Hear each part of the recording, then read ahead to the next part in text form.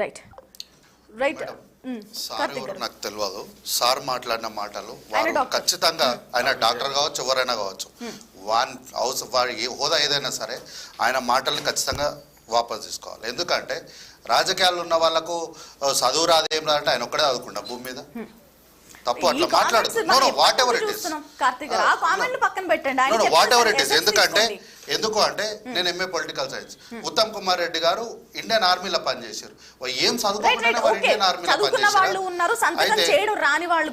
ఎవరు లేరు మేడం ఈరోజు సంతకం చేయడానికి రాసిన అందరు. ఈరోజు ఇంతో కొంత కనీసం మినిమం గ్రాడ్యుయేట్లు చేసిన వాళ్ళు ఈరోజు మన అసెంబ్లీలో ఉన్నారు. ఈ రోజు తెలంగాణ రాష్ట్రంలో ఉన్న 119 మంది శాసనసభ్యులు చెప్పండి, చదువు రాని రాజకీయ నాయకులు లేరా? ఉన్నారు మేడం. ఆయన మాటలు డిబేట్ చేస్తున్నారు. ఈ రోజు అన్న మాటకు చెప్తున్నా నేను, రాజకీయాల్లో ఉన్న వాళ్ళకి చదువు రాదు అన్న అది తప్పు మాట. ఎందుకంటే ఈ రోజు ఉన్న 119 ఇది శాసనసభకు సంబంధించి. ఆయన కాంగ్రెస్ పార్టీ గురించి అనలేదు, పార్టీ గురించి అంటలేదు, నేను శాసనసభ గురించి మాట్లాడుతున్నా. అందరూ ఉన్నారు ఈ రోజు, బీఆర్ఎస్ ఉంది.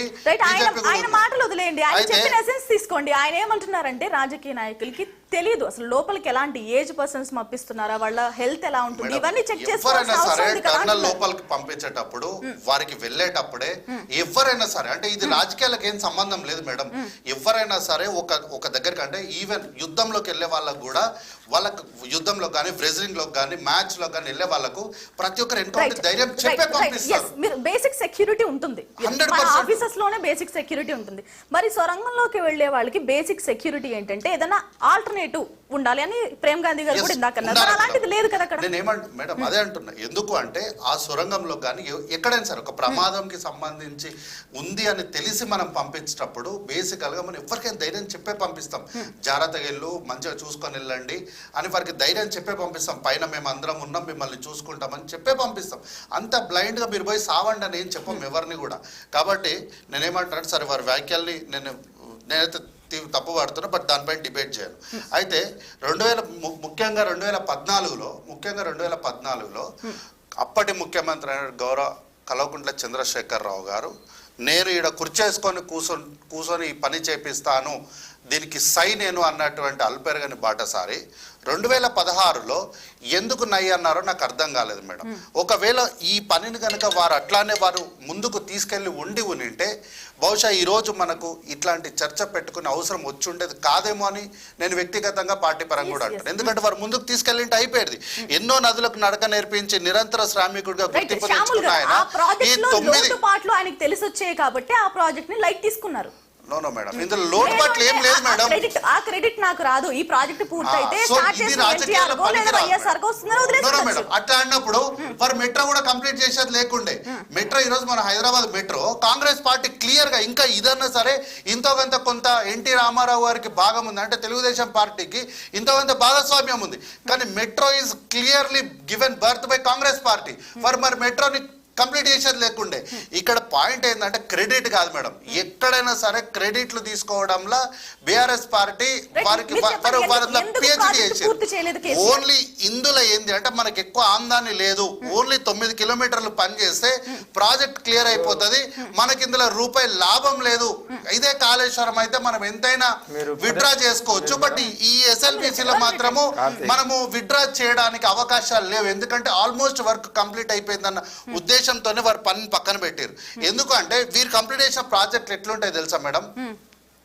ప్రాజెక్ట్ పంప్ హౌస్ లోకి ఎస్ఎల్బిసి గురించి చెప్తున్నా సార్, ప్రాజెక్ట్ పంప్ హౌస్ లోకి వాటర్ వచ్చేంత గొప్పగా వీళ్ళు నిర్మాణం చేయగలరు.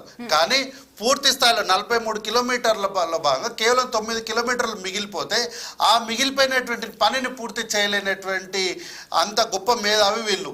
అక్కడ ఒక రూపాయి రాదు, మనకి ఎట్లాంటి లాభం లేదు కాబట్టి వాళ్ళు అక్కడ ఆ పనిని పూర్తి చేయలేదు.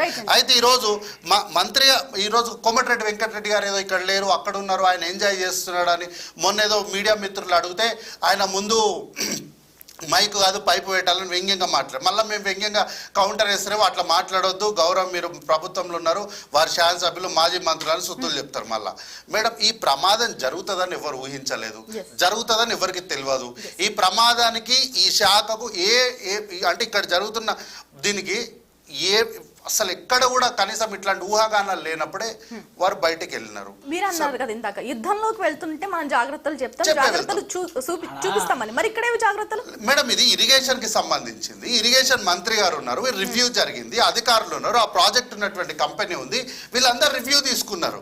ఓకే, వెళ్ళినప్పుడు పని సజావుగా జరుగుతుంది. అసలు ఈ సజావు అంటే ఈ పని మొదలు కాకముందే వారు బయటికి వెళ్ళిపోయినారు. అంటే వారు వెళ్ళిపోయిన తర్వాత ఈ ప్రమాదం జరిగింది. కాబట్టి అక్కడ ఆల్రెడీ ప్రమాదం జరగకముందు జరిగినటువంటి సంఘటనలకు సంబంధించిన వీడియోలను తీసుకొచ్చి ఇగో కాంగ్రెస్ పార్టీకి బాధ్యత లేదు అంటే అక్కడ నుంచి ఇక్కడికి రావడానికి కూడా 72 గంటల సమయం పడుతుంది కదా మేడం. కానీ ఇంతలోనే కాంగ్రెస్ పార్టీ పైన బురద జల్లాలన్నటువంటి వీళ్ళ ఎందుకు ఇంత హడావిడి ఎందుకు అంటే జరిగిన ప్రమాదం పైన కనీసం సానుభూతి లేకపోగా ప్రభుత్వం పైన మనం ఎట్లా దీన్ని ఈ ప్రమాదం పైన మనం ఎట్లా బెనిఫిట్ పొందాలని వీళ్ళు ఎట్లా అనుకుంటారు మేడం? మేము కాంగ్రెస్ పార్టీగా నల్గొండ ప్రాంతానికి మంచి చేయాలన్నదే మా ఆలోచన. ఈ ప్రాజెక్ట్ ఒక్కటి గురించే కాదు, సొరంగాలు ఎక్కడ తవ్వినా ఏ ప్రాజెక్ట్ లో తవ్వినా ఇలాంటివి మనం చాలా రెగ్యులర్ గా చూస్తున్నాం. కానీ మినిమం సెక్యూరిటీ ఇవ్వట్లేదు. ఈ ప్రాజెక్ట్ ని టేక్ ఓవర్ చేస్తున్న సంస్థలు ఏవైతే ఉన్నాయో బడా బడా సంస్థలు, ఈ ప్రాజెక్టుల వాళ్ళకి తక్కువ 18 సంవత్సరాల లోపు వాళ్ళని పంపించడం, లేదంటే సెక్యూరిటీ ఇవ్వకపోవడం, ఇలాంటివన్నీ చేస్తుందని ఒక కంప్లైంట్ ఉంది మేడం. ఇది ఇట్లాంటి చర్యలు ఇట్లాంటి ఘటనలు గతంలో జరిగిన మాట వాస్తవమే. కానీ ఈరోజు టెక్నాలజీ పూర్తిగా మారిపోయింది. ఇంతకు ముందు ఉన్నట్లు మొండి ధైర్యంతో దిగి వెళ్ళే వాళ్ళు ఈరోజు మనుషులు కూడా సైకలాజికల్గా ఎవరు సిద్ధంగా లేరు. చిన్న విషయాలకు కూడా మామూలుగా మేడం ఒక చిన్న సందర్భం చెప్తా. ఒక హైవే మీద ఒకనొక టైంలో పవర్ స్టీరింగ్స్ లేనప్పుడు కూడా 120-130 స్పీడ్ని ధైర్యం చేసి డ్రైవ్ చేసే డ్రైవర్లు ఈరోజు ఫుల్లీ ఆటోమేటెడ్ కార్లను కూడా డ్రైవ్ చేయడానికి ఫ్యామిలీ ఉందంటే భయపడతారు. ఇంకెవరన్నా విచ్చలవిడితనంగా డ్రైవ్ చేస్తే దాన్ని మనం ఏం చేయలేం, కానీ సహజంగా డ్రైవ్ చేయడానికి కొంత ఆలోచన చేస్తారు. సో ఇప్పుడు పరిస్థితులు అన్నీ మారిపోయినాయి. ఇంతకుముందులాగా గతంలో ఉన్నంత నిర్లక్ష్యంగా ఈ రోజు రేపు ఎవరు అంటే ఒకవేళ కంపెనీలు ఉన్నప్పటికీ కూడా కార్మికులు అంత నిర్లక్ష్యంగా ఉండట్లేదు. వాళ్ళు కూడా అన్ని వివరాలు అడుగుతారు. మేము రేపు పొద్దున చనిపోతే మా కుటుంబాలకు ఏంది, మీరు ఎట్లా చూసుకుంటారు, అన్ని తెలిసే దిగుతున్నారు.